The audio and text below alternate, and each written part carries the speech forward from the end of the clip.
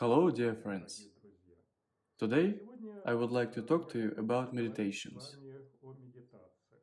Now, various recordings are becoming more and more popular, where various types of meditation are offered. Although I will correct myself, there are not different types of meditation, and they are mostly of the same type, but the picture changes, the melody changes, but fundamentally, the same method remains. I have been working with people both individually and in groups in different countries for a very long time. A lot of people come to our classes who have been to different schools and have even been engaged in meditation in various schools for many years. We had groups in which there were many people who had been meditating in other schools for 15, 25 years, and I would say, unfortunately, they never learned to meditate. Sometimes I, as a bad person, so to speak, mocked or joked lovingly when I was conducting meditation. And in the process of meditation, I took a chair and threw it on the floor in order to create a sharp sound, respectively. And most of the people with 15 to 25 years of meditation experience almost all started immediately. Is that how you meditated? And this is how you have learned to meditate for so many years. Of course, it is difficult to call it meditation. It is more like, I would say, just a relaxed seat in a comfortable position. Yes, a person will rest a little, relax a little, but meditation is quite another thing for which it used. Meditations, first of all, can be called meditations in various schools that deal specifically with the development of human consciousness. Such meditations are aimed at strengthening your connection with your higher self, first of all. Meditation practices can be very seriously different from one another. That is what I would like to pay special attention to today, what we call meditations. Meditations can relate to very different moments. Let's say there is a state of just relaxation, rest. There is a state when a person reaches a slightly deeper state, and accordingly he relaxes even more.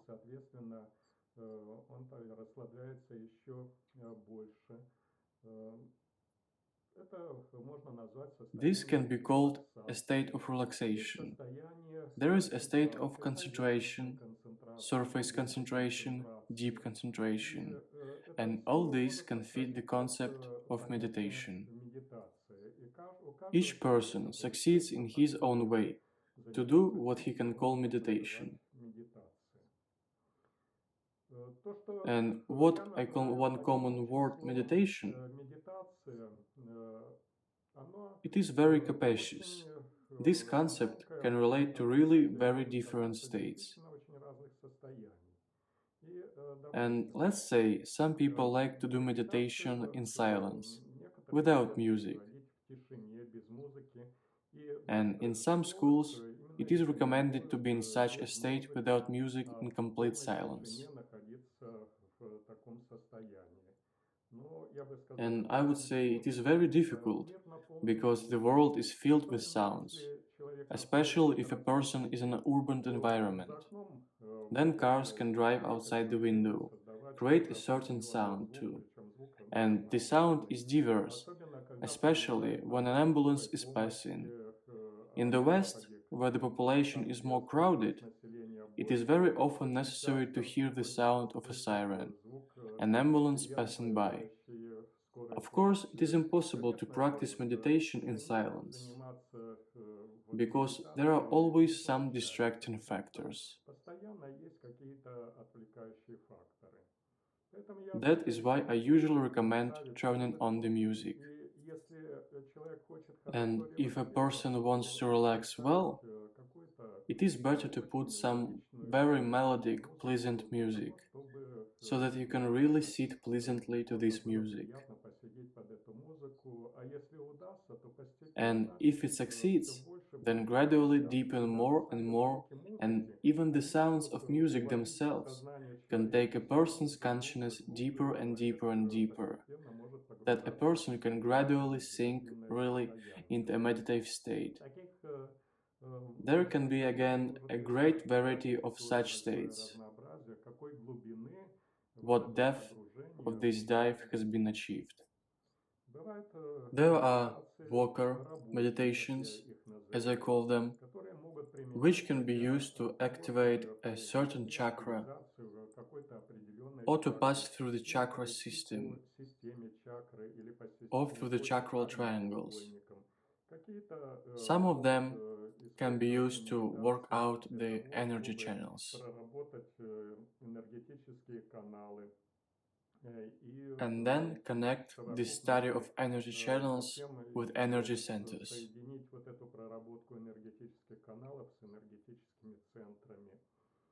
This type of different states can be used when you need to think about a question and more deeply a person plunges into the process in order to better understand the question that has arisen, and he can gradually reach such a depth that produces a connection of his consciousness with a higher consciousness, and then it comes to a person as a revelation.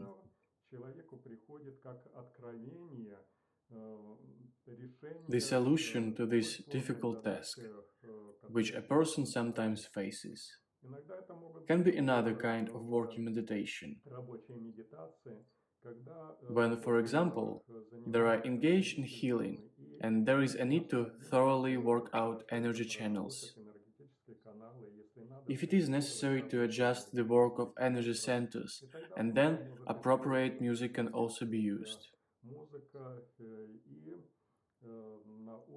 And at the level of such a state of in-depth, the work that is necessary can be done with a person who has applied about his health.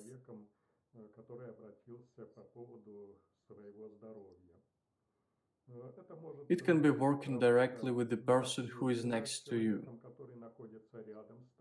The same work can be done at a distance. I often have to help people who are on the other side of the globe.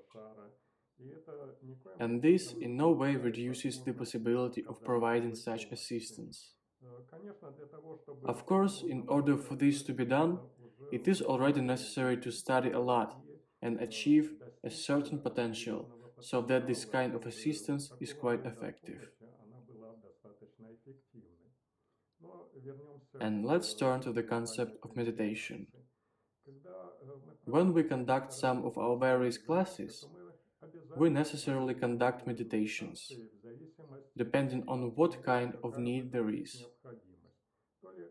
Whether it will be meditation to deepen the state, or it is a working meditation, in order to work out the various structures of a person, or to do some kind of work in it. Sometimes it will be more of a relaxing meditation. Sometimes it can be a very serious work done with the human body, with its subtle structures, which gives a very significant result.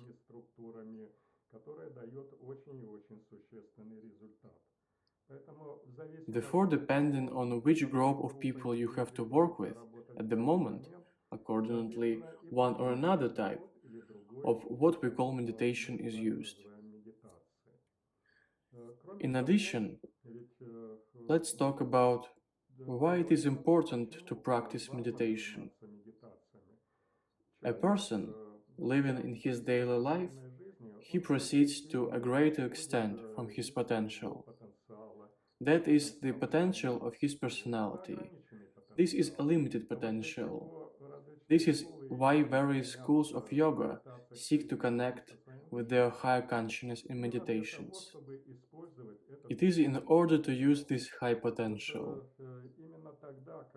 That is when a person manages to connect with his higher consciousness and already use this potential, his whole life accordingly begin to change. He begins to live more meaningfully and acts more competently in those situations that happen to him because his high consciousness, which he had not used before, is already beginning to participate in this. Of course, much more can be said about meditations, but we will continue to talk a lot about this, and especially about how important it is to transfer that meditative state, a good meditative state that has been achieved. How to transfer it into your daily life so that it helps a person regularly every day.